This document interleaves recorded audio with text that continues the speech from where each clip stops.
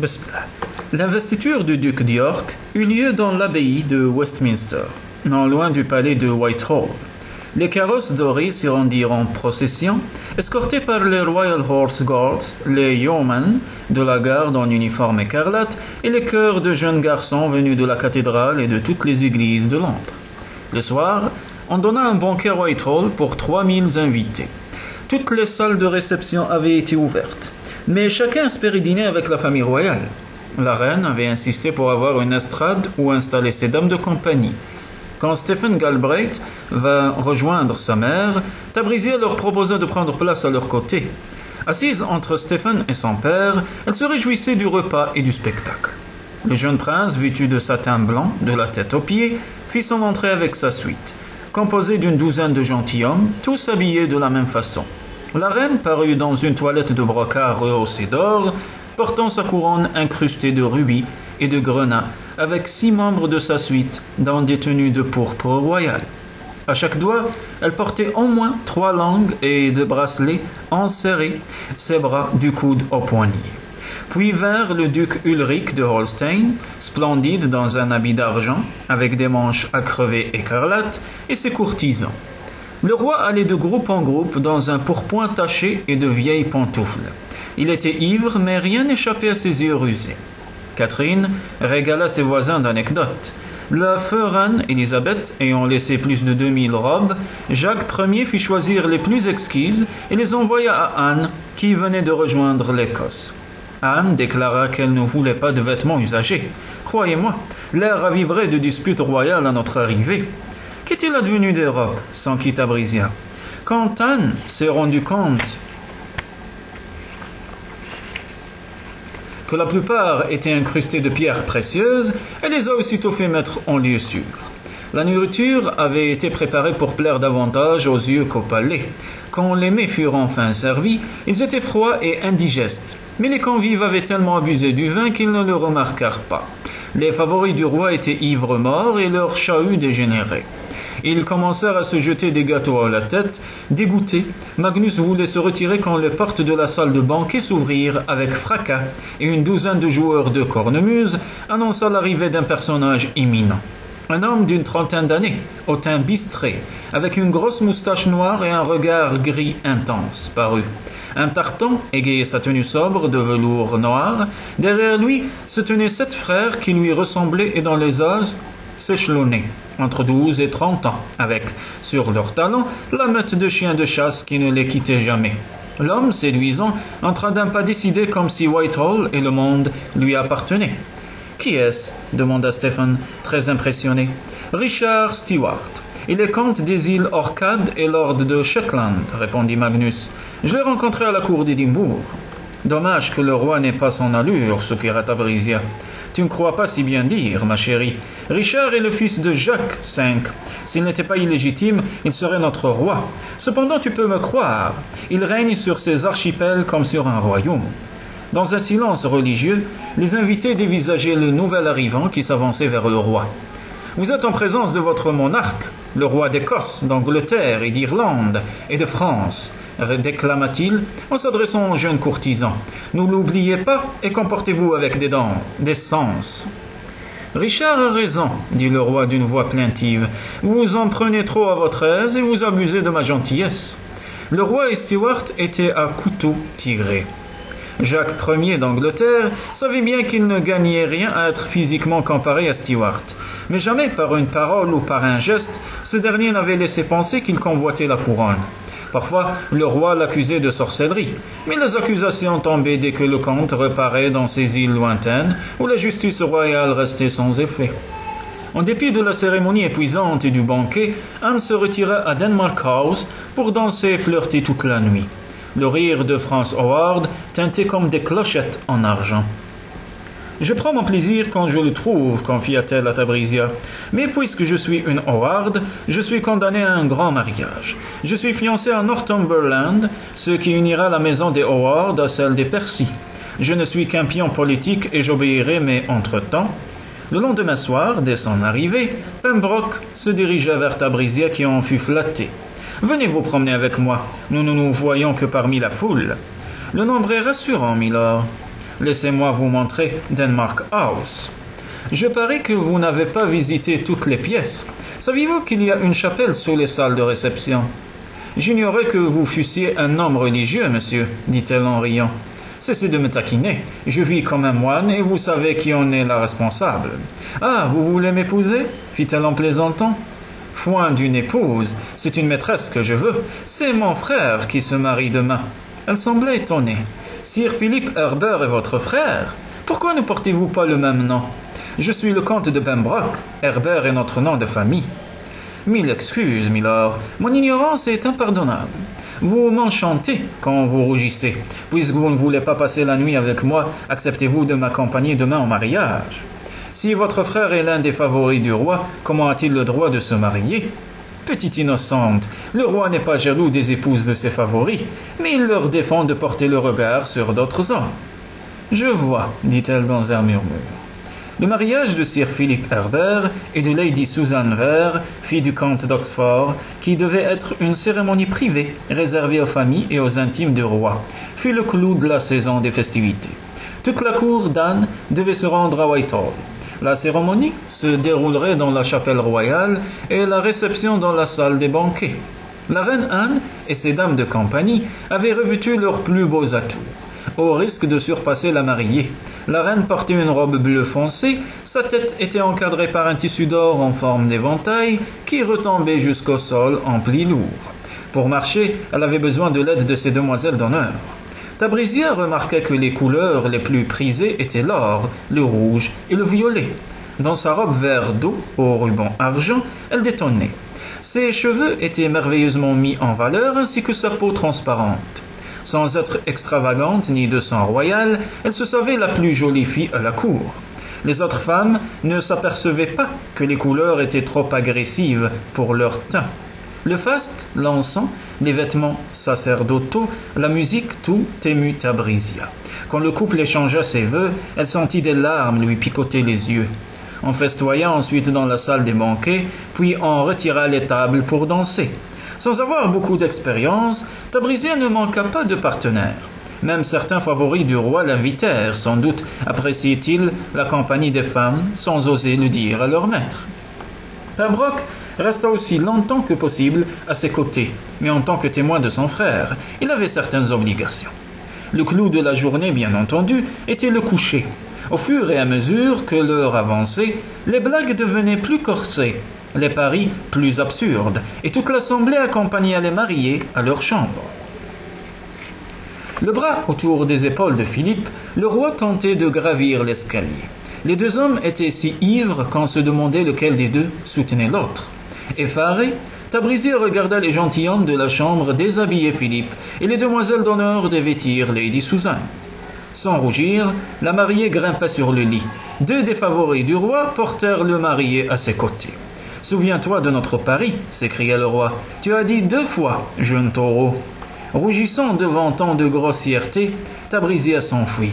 Une silhouette imposante lui barra le chemin. « Qu'y a-t-il, damoiselle » demanda une voix plaisante. Levant la tête, elle croisa le pénétrant regard gris de Richard Stewart. Elle se tut, trop embarrassée pour décrire ce qu'elle avait vu. Il est rare de découvrir de la modestie chez une dame de la cour, constata-t-il en admirant sa beauté. Je ne suis pas à la cour depuis longtemps, milord. Laissez-moi passer, je vous prie. Non, je vais vous escorter là où vous désirez vous rendre. Je retourne à Denmark House, milord. Je vous remercie pour votre offre, mais je ne dois pas rester seul avec un gentilhomme. Je vous emmène dans mon carrosse. Vous serez en sécurité avec moi. Dès que le comte parut aux grilles du palais, un grand carrosse noir s'approcha. Son conducteur était flanqué de 2 chiens de chasse, s'appuyant sur un bras ferme et puissant. Tabrisia grimpa à l'intérieur. Stewart s'installa en face d'elle pour dévisager cette fragile enchanteresse, admirant la peau opaline et les lèvres faites pour embrasser. Les lueurs de la lanterne éclairaient ses cheveux bouclés qui caressaient ses épaules dénudées. Quand elle frissonna, il l'emmitoufla dans une couverture de fourrure. Bientôt, le carrosse s'arrêta devant Denmark House illuminé. « Je vous accompagne jusqu'à la porte, madame. » Il l'aida à descendre et elle vit qu'une petite cicatrice sur sa joue relevait sa bouche en un sourire permanent. Il portait une moustache pour la cacher. En dépit de ses airs autoritaires, Tabrizier devina que c'était un homme sensible, peut-être vulnérable. Ils avancèrent en silence le long du corridor étroit qui menait à sa petite chambre. « Merci, milord, vous avez été très gentil, » murmura-t-elle quand il lui baisa la main. « Je sais être encore plus gentil. » Il se retira. Il n'avait même pas demandé son nom. Le lendemain matin, Tabrizier rendit visite à son père qu'elle trouva d'humeur enjouée. Il s'était fort diverti à une chasse aux lièvres sur le nouveau domaine du roi, à Royston. La rumeur circulait que le comte d'Ormistan recherchait un mari pour sa fille. Héritière des domaines de son père et riche par son premier mariage. « J'espère que tu pourras rester ici quelques jours. J'ai reçu plusieurs propositions. Nous devons les étudier sérieusement. Séparer le grain de l'ivraie, pour ainsi dire. » « Déjà, ils savent qu'ils doivent se dépêcher, dit Magnus en riant. Voyons, il y a Lord Monteagle et Charles Percy, des Anglais, et Sir Harry Lindsay, maître de la maison de la reine, un digne Écossais comme moi. Tabrizier fut déçu que Pembroke ne se fût pas déclaré, mais aussi il lui avait avoué qu'il ne voulait pas se marier. Aucun ne s'est approché de moi, je ne les connais pas.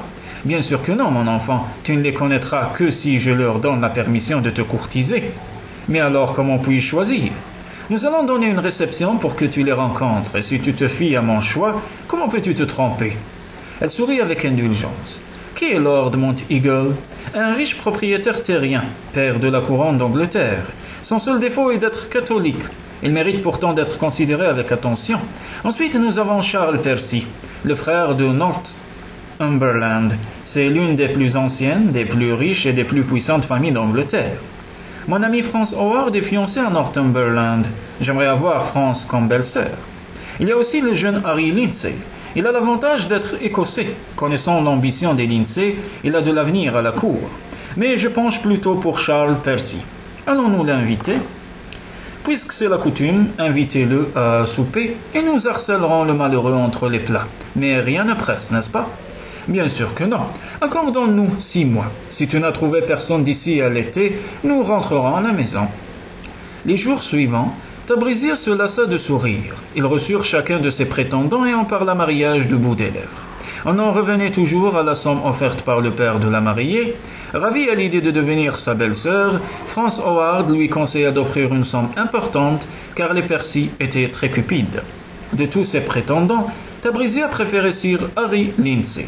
C'était un homme sans grande beauté, avec de larges épaules et un fort accent écossais, mais doué du sens de l'humour.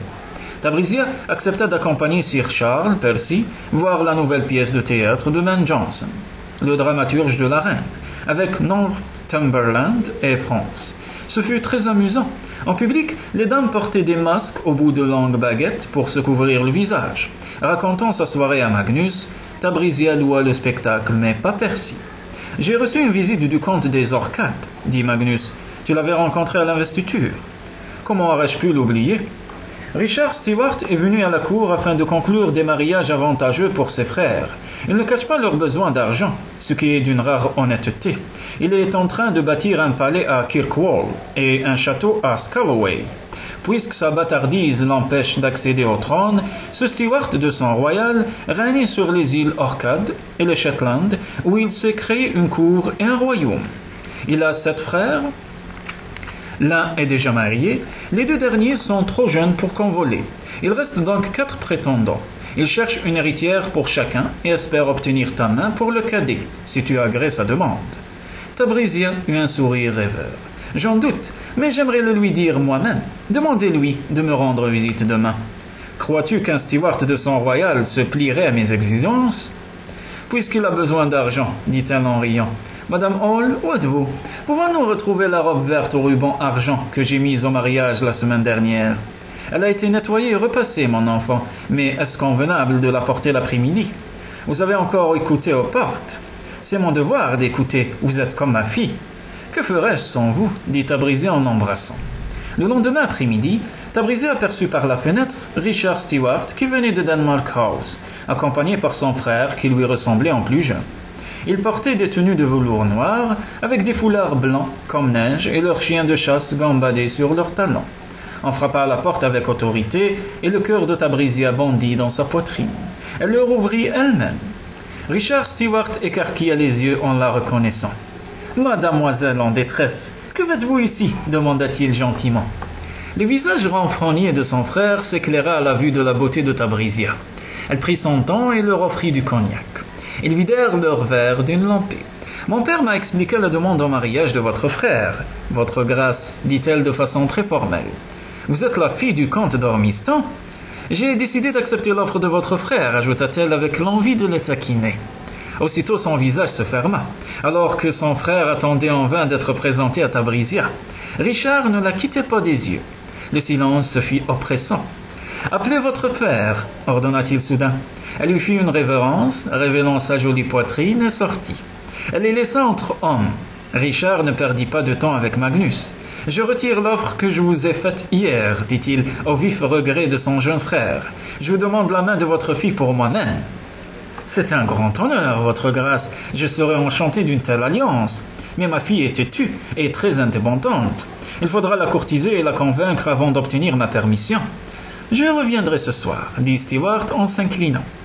Dès que les deux frères furent partis, Magnus alla retrouver Tabrisia. « Je ne sais pas ce que tu as manigancé, ma fille, mais tu as réussi. Il m'a demandé ta main. » « Vous n'avez pas accepté, j'espère. »« Bien sûr que non. D'ailleurs, nous n'avons pas encore discuté des conditions. Mais tu ne recevras pas d'offre plus intéressante. Tu régneras comme une reine. » Son cadet grinçait des dents de dépit, le pauvre. « C'est ma faute. J'ai dit à Richard que j'acceptais d'épouser son frère. »« Seigneur, tu es un vrai cockburn, sournoise comme pas deux. Il reviendra ce soir seul. »« Il faut que la cuisinière prépare un repas fin, » s'exclama Tabrisia. « Madame Hall, j'ai encore besoin de vous.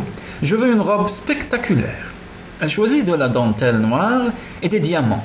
Avec l'aide de Madame Hall, elle noua ses cheveux en couronne et les fixa avec des peignes en pierres précieuses. Dès que Richard Stewart vit Tabrisia, il comprit qu'elle acceptait de l'épouser. Sa robe avait été choisie pour lui montrer qu'elle avait le port d'une reine. Elle se ferait certes courtiser, mais il ne doutait pas du résultat. Après le repas, Magnus laissa le couple seul. Ils s'installèrent devant la cheminée. « Que savez-vous de moi » demanda-t-il. « Vous avez besoin d'argent pour bâtir votre royaume. Le roi vous déteste et la reine vous aime. C'est hélas vrai, mais ce n'est pas tout. J'ai 2 enfants en bas âge, une fille et un garçon. Quelle merveille, j'adore les enfants. » Surpris par cette réaction inattendue, le comte songea qu'elle serait affectueuse avec ses enfants. « Vous ne comprenez pas. Si nous avons un fils, il ne sera pas mon héritier. Le fils de mon premier mariage aura mes titres, mes terres, mes châteaux. » « Je vois, » dit-elle en réfléchissant. « Mais puisque vous avez un royaume, ne pouvez-vous pas lui construire un château et créer de nouveaux titres pour lui ?» Il vint s'asseoir près d'elle, effleura son ravissant visage. « Si vous me donnez un fils, je vous le promets, vous êtes aussi ambitieuse que moi. J'ai appris que le pouvoir est ce qu'il y a de plus important sur terre. »« Et non l'amour » dit-il en levant un sourcil. « Je ne sais rien de l'amour. Vous avez été mariée. »« Je ne sais rien de l'amour, » répéta-t-elle. « Alors je vais vous l'apprendre. » En l'attirant contre lui, il l'embrassa. Tabrisia s'abandonna aux délices de son baiser. Quand il retira ses lèvres, elle murmura « Royce ». Égaré par les sensations du baiser, le nom lui avait échappé. Richard ne parut pas l'avoir entendu murmurer le prénom d'un autre. « Décidons tout ce soir, dit-elle, pour chasser de sa mémoire le visage qui l'a hanté dès qu'elle fermait les yeux. Tout est déjà décidé, il me semble. Il faut m'accepter selon mes conditions. Je veux garder la moitié de mon argent en mon nom propre. Si dans un an nous sommes malheureux, vous me laisserez habiter seul. J'accepte vos conditions, le cœur léger. J'en ai moi-même quelques-uns qui vous paraîtront étranges. Je ne veux pas que la reine apprenne nos fiançailles. Son amitié pour moi est la seule chose qui empêche le roi de vouloir m'étrangler. Est-elle amoureuse de vous? Nous ne pouvons nous permettre d'être jaloux, ni l'un ni l'autre, dit-il, d'un air pénétré, en la regardant dans les yeux. Tabrisia rougit. Richard avait donc bel et bien entendu le nom qu'elle avait murmuré. Mon séjour ici dépendra de l'humeur du roi. S'il m'accusait, je serais obligé de partir à la hâte.